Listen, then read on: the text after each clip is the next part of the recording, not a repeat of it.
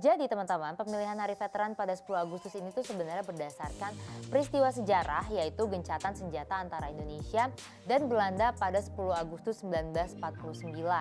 Emang bin Mal ini salah satu veteran yang berasal dari Desa Benteng RT 3 RW 1, Kecamatan Campaka, Kabupaten Purwakarta, Jawa Barat.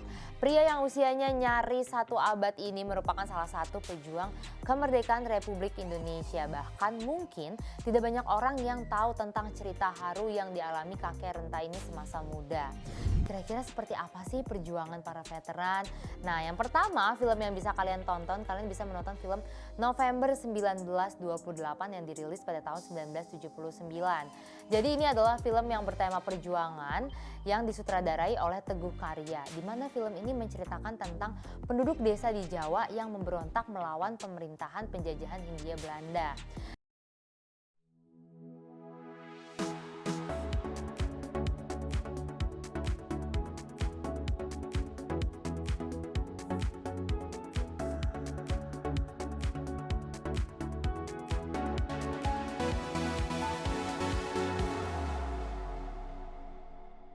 Halo teman-teman milenial, apa kabar semuanya? Kita berjumpa lagi di Items, informasi ke teman-teman milenial hanya di Mata Milenial Indonesia TV, Matanya Indonesia. Bersama aku Putri Andriana yang selama kurang lebih 30 menit ke depan seperti biasa aku akan menemani kalian.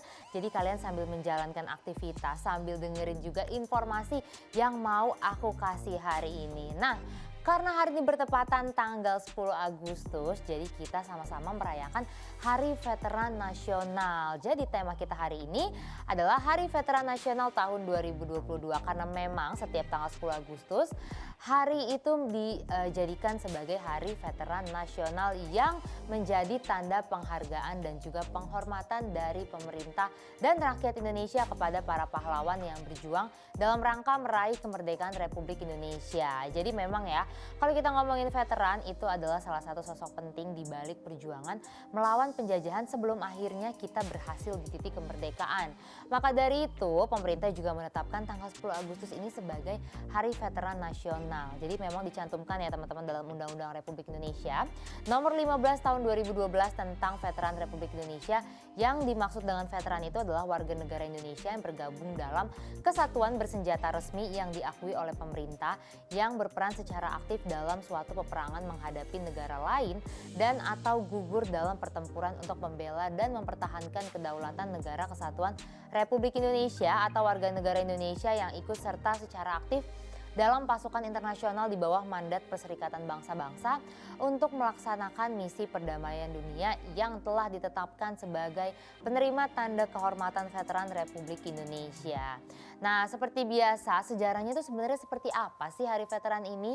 Jadi teman-teman, pemilihan Hari Veteran pada 10 Agustus ini tuh sebenarnya berdasarkan peristiwa sejarah yaitu gencatan senjata antara Indonesia dan Belanda pada 10 Agustus 1949. Di mana tanggal 10 Agustus ditetapkan sebagai Hari Veteran Nasional karena memiliki tujuan untuk mengenang jasa dan pengorbanan para pahlawan serta sebagai bentuk penghargaan dan penghormatan dari pemerintah dan rakyat Indonesia.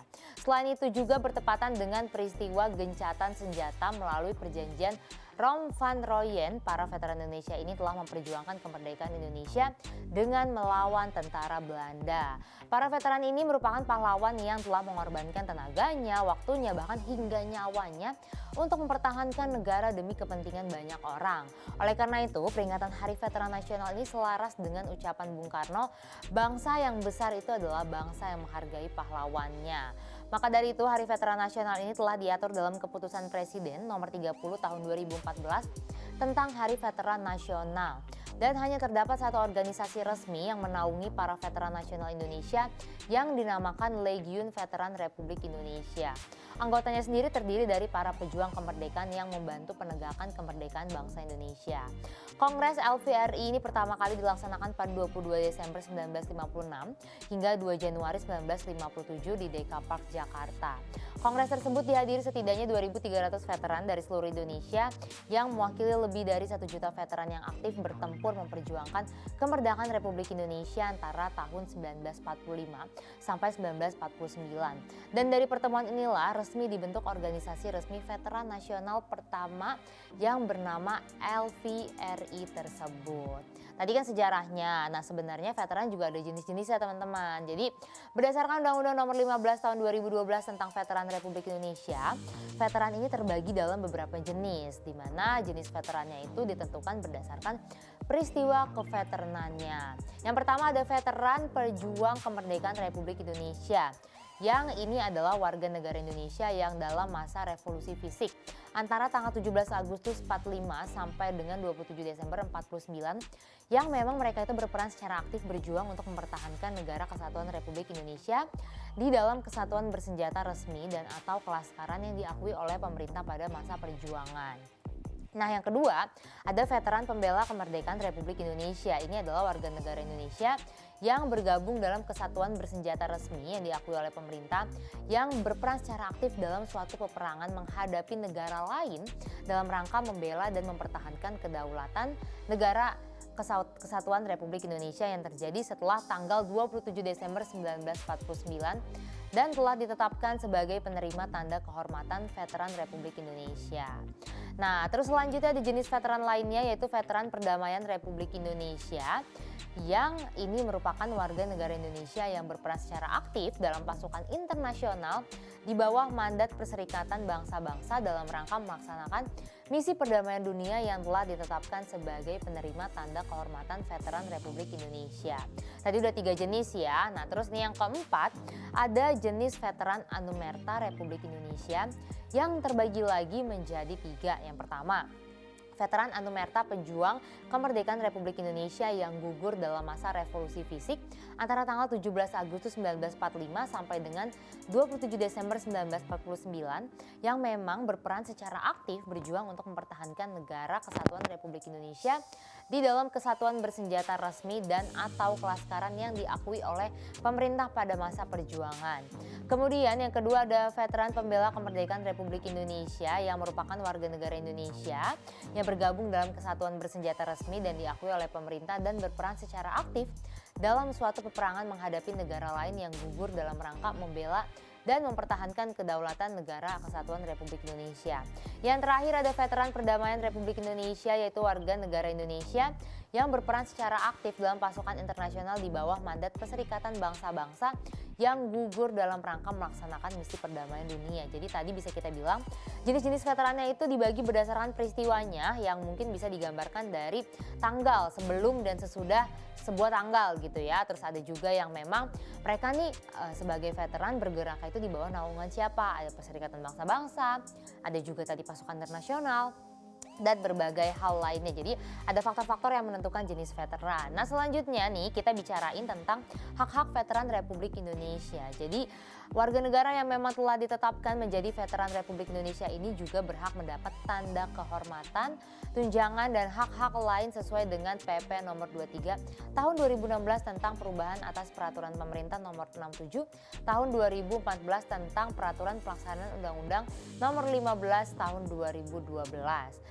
Jadi peraturan Menhan yang menjadi peraturan pelaksananya yaitu nomor 35 tahun 2014 tentang pemberian tanda kehormatan, terus juga nomor 36 tahun 2014 tentang dukungan pembinaan administrasi veteran dan nomor 37 tahun 2014 tentang penyelenggaraan pemakaman veteran yang menjelaskan bahwa hak-hak veteran itu berupa yang pertama, ada tunjangan veteran yang diberikan bervariasi sesuai dengan golongannya.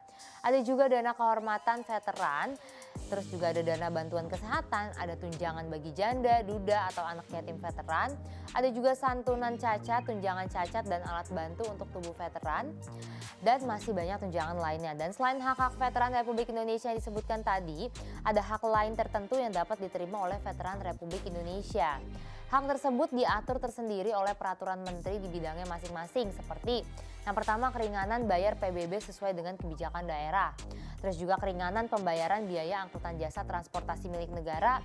Terus keringanan biaya pendidikan untuk anak veteran yang berusia di bawah 25 tahun. Terus ada juga jaminan kesehatan, pemakaman di Taman Makam Pahlawan bagi mereka yang mendapatkan bintang gerilya. Terus juga bimbingan usaha kecil dan menengah dan juga hak memperoleh perlindungan hukum. Jadi bisa kita bilang di sini pemerintah juga berupaya mengapresiasi atas jasa-jasa dari para veteran Indonesia. Jadi mungkin menjamin bukan hanya hak dan hak veterannya saja, tapi juga berusaha menjamin perlindungan-perlindungan sampai ke anak dan cucunya. Jadi kalau misalnya memang ternyata ditinggal gitu ya istri sama suaminya nih, karena suaminya memang harus menjadi veteran, mungkin akan ada hak-hak yang diberikan oleh pemerintah. Dan di sini sih aku berharap semoga hak-hak tersebut diberikan secara sepenuhnya dan sebagaimana harusnya.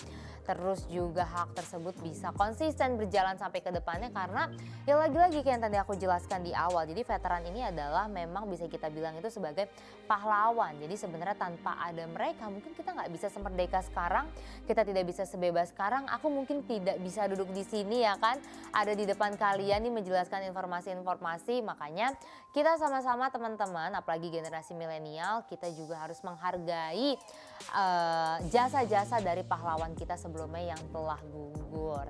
Atau mungkin bisa kita melanjutkan perjuangan mereka tapi dengan cara yang berbeda ya. Mungkin kalau mereka dulu memperjuangkan kemerdekaan dengan cara berperang fisik ya kan, melawan negara lain, tapi kita sekarang bisa meneruskan semangatnya dengan cara kita bisa mencetak prestasi yang menurut aku tuh sama halnya juga dengan membanggakan Indonesia. Jadi menurut aku adanya Hari Veteran Nasional ini selain kita menghargai jasa mereka, tapi juga mengingatkan kita kembali nih kalau misalnya kita harus terus semangat mencetak prestasi buat Indonesia. Jadi sekali lagi selamat Hari Veteran Nasional buat kita warga Indonesia, karena kita semuanya merayakan sekaligus juga mengenang jasa para pahlawan. Tapi tenang aja teman-teman, masih ada lagi nih informasi yang mau aku sampaikan ke kalian. Tapi seperti biasa aku break dulu, mau minum dulu ya kan, mau istirahat dulu. Jadi buat teman-teman pastiin terus bersama aku di Items, informasi ke teman-teman milenial.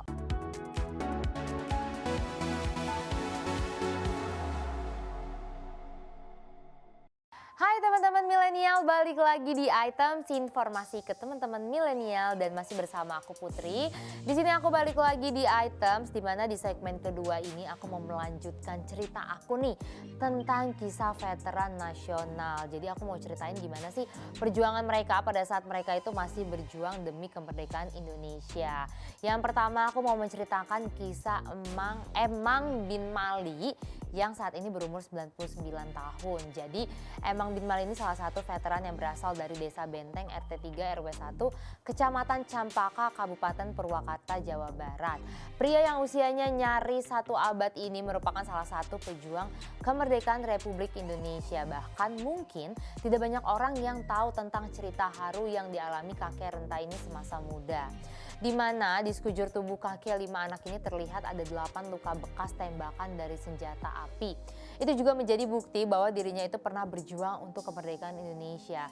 Dari ceritanya, Abah ini memang pernah ikut melawan saat agresi militer Belanda kedua sekitar tahun 1948. Dan di usia 20 tahun atau tepatnya 79 tahun silam, beliau juga pernah menjadi tentara yang saat itu tuh lebih dikenal dengan sebutan Tentara Republik Indonesia.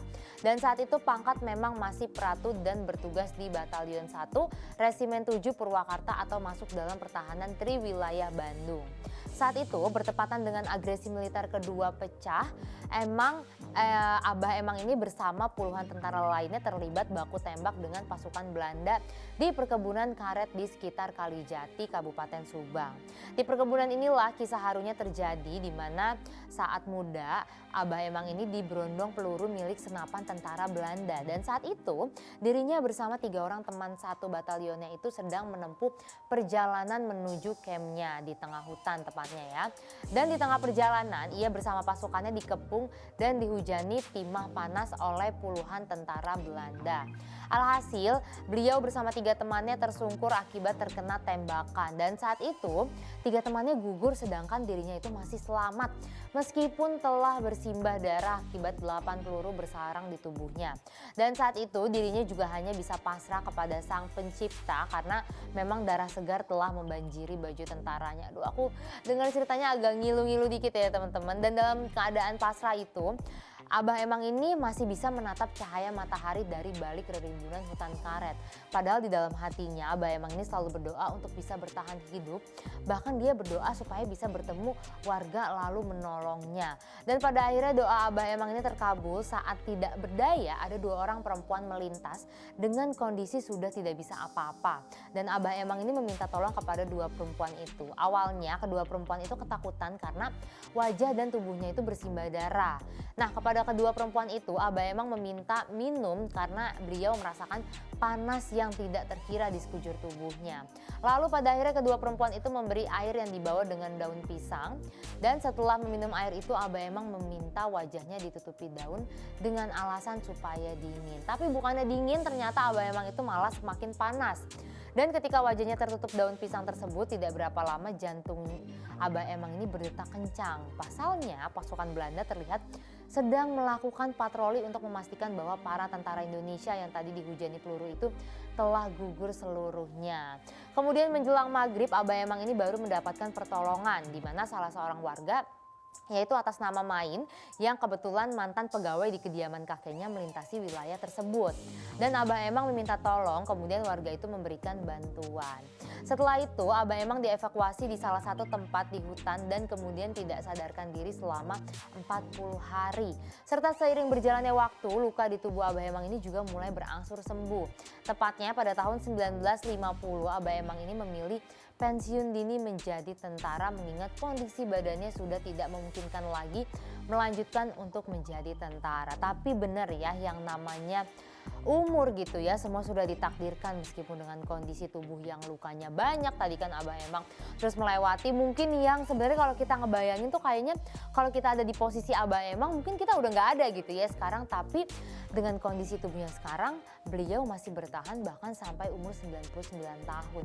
Mungkin ini ya kalau misalnya aku bisa mengucapkan terima kasih ke Abah Emang atas perjuangannya, atas optimismenya, dan juga mungkin warga-warga Indonesia saat dulu aku mungkin berterima kasih karena perjuangannya yang sangat luar biasa sekali. Tapi teman-teman, nah selanjutnya selain kisah Abah Emang tadi ada kisah veteran lainnya yang gak kalah serunya teman-teman, yaitu yang bernama Sohib dan saat ini berumur 92 tahun. Jadi Sohib ini duduk di kursi kayu di serambi rumahnya di desa Batursari, Kecamatan Meranggen.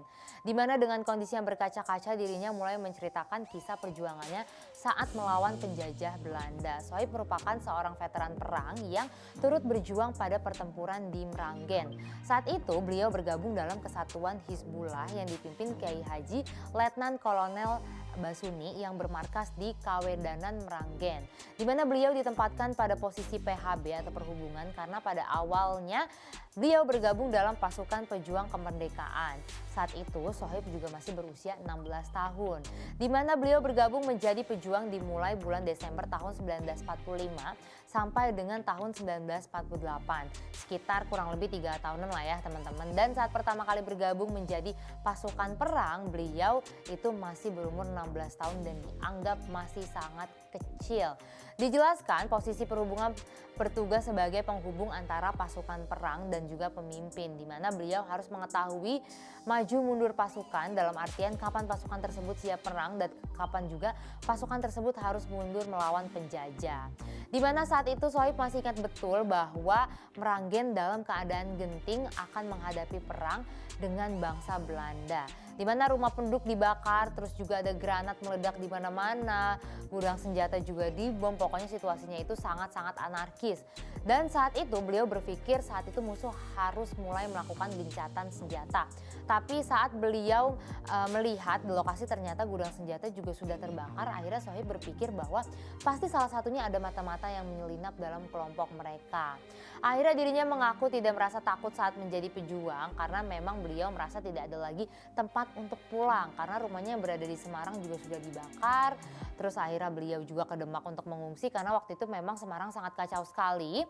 Dan begitu Sohib tahu rumah ayahnya dibakar oleh Belanda, akhirnya Sohib memutuskan untuk masuk tentara perjuangan. Dimana saat itu di usianya yang cukup belia untuk maju menjadi pejuang, tidak ada rasa takut dalam hati Sohib untuk merebut bumi Pertiwi. Meskipun menjadi seorang pejuang yang tidak dibayar, hanya diberi makan, asrama, dan uang saku, itu juga kadang-kadang dikasihnya dalam jumlah yang kecil ya, tapi dalam hatinya Sohib tetap semangat demi kemerdekaan Indonesia. Bahkan beliau sempat bercerita sebelum masuk sebagai pejuang di Kesatuan Hizbullah, Sohib juga sudah ikut dalam pertempuran 5 hari di Semarang pada tanggal 15 Oktober 1945. Dan Sohib juga mengungkapkan bahwa jika mengingat dulu dirinya itu serasa ingin menangis karena bisa menghadapi pasukan musuh hanya dengan bermodalkan bambu runcing. Dan pada akhirnya setelah keluar dari dunia militer, Sohib juga memutuskan untuk menjadi petani. Ini bisa dibilang Sohib adalah salah satu anak-anak atau remaja yang memiliki kisah yang panjang banget ya teman-teman. Bahkan memang dari kisahnya juga tuh membuktikan bahwa untuk menjadi seorang pahlawan, untuk menjadi seorang tentara, bukan hanya kemampuan saja yang dibutuhkan, tapi juga nyali, terus juga rasa nasionalisme, ya kan, rasa patriotisme juga yang dibutuhkan supaya seimbang nih antara kemauan dan juga kemampuannya. Dan akhirnya dibuktikan juga oleh Sohib bisa bertahan sampai sekarang, meskipun mungkin sekarang sudah beralih profesi, tapi tetap saja ya jasanya itu sangat-sangat berharga bagi kita. Karena kalau misalnya dari ceritanya Sohib tadi tuh aku melihat apa sih yang mendorong Sohib itu untuk berani masuk tentara. Mungkin ada dorongan dalam dirinya dia yang menunjukkan rasa dendam nih kepada para penjajah karena rumahnya, kampung halamannya sudah dibakar habis-habisan. Dari situ akhirnya Sohib ke-trigger ya kan, memutuskan untuk menjadi tentara, dan bahkan bukan hanya membela keluarganya dan tanahnya saja, tapi juga secara tidak langsung Sohib berhasil membela negara dan membawa kemerdekaan untuk Indonesia. Sekali lagi kalau aku bisa mengucapkan terima kasih, berterima kasih sekali untuk para veteran Indonesia yang mungkin kisahnya tidak bisa aku sebutkan semuanya di sini ya. Cuman mungkin tadi ada beberapa kisah yang menurutku bisalah jadi pelajaran dan juga menjadi pendorong semangat untuk generasi sekarang untuk menjadi pahlawan Indonesia. Dan kayak yang aku tadi bilang, pahlawan tidak harus selalu perang, tidak harus selalu baku hantam, tapi kita bisa menunjukkan dengan cara berprestasi. Nah itu ya teman-teman, kisah menarik dari para veteran di Indonesia yang semoga bisa memotivasi kalian untuk menjadi pahlawan-pahlawan masa kini. Tapi aku masih mau break dulu, aku masih mau cerita lagi nih sama teman-teman karena aku masih ada informasi terkait Hari Veteran Indonesia. Jadi buat teman-teman terus pantengin aku di Items, informasi ke teman-teman milenial.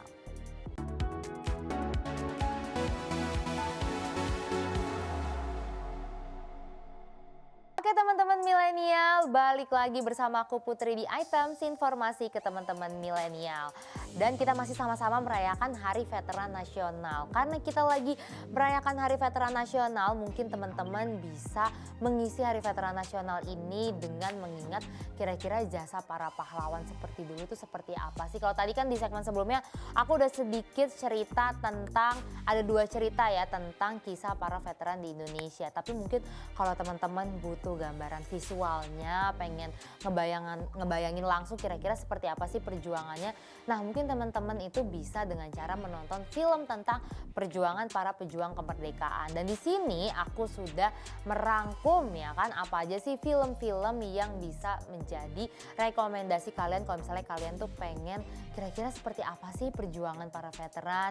Nah yang pertama film yang bisa kalian tonton, kalian bisa menonton film November 1928 yang dirilis pada tahun 1979. Jadi ini adalah film yang bertema perjuangan yang disutradarai oleh Teguh Karya, di mana film ini menceritakan tentang penduduk desa di Jawa yang memberontak melawan pemerintahan penjajahan Hindia Belanda. Di mana film ini juga berhasil memenangkan 7 penghargaan dari Festival Film Indonesia 1979 untuk kategori film terbaik, sutradara terbaik, aktor pendukung terbaik, sinematografi terbaik, tata artistik terbaik, tata suara terbaik, dan tata musik terbaik. Ini kayaknya diborong ya semua penghargaannya ya. Mungkin ini adalah salah satu film pertama kali ya yang benar-benar menggambarkan perjuangan para pahlawan, jadi mendapatkan kesan yang sangat positif banget. Tapi selain itu ada film lainnya, yaitu ada film Janur Kuning yang dirilis tahun 1979 yang menceritakan tentang perjuangan kemerdekaan Indonesia dalam meraih kembali kemerdekaannya yang direbut pasukan sekutu. Janur Kuning ini mengisahkan seorang perwira muda Letkol Soeharto yang meyakinkan Jenderal Sudirman untuk kembali ke Yogyakarta.